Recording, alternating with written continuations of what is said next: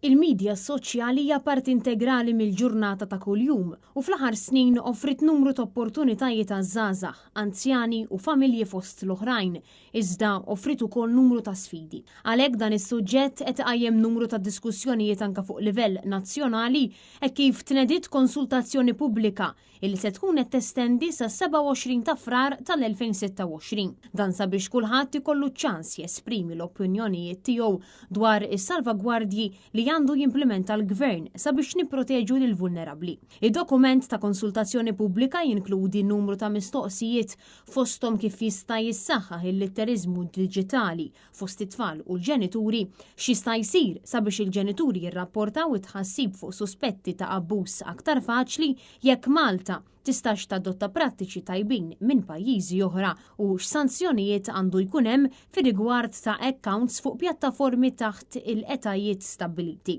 Intant, fl-aħħar xahar l-Unjoni Ewropea adottat riżoluzzjoni li tappella sabiex tfal taħt is-16-il sena ma jkollhomx aċċess għall-midja soċjali ġala darba ma jkunx hemm konsens mill-ġenituri.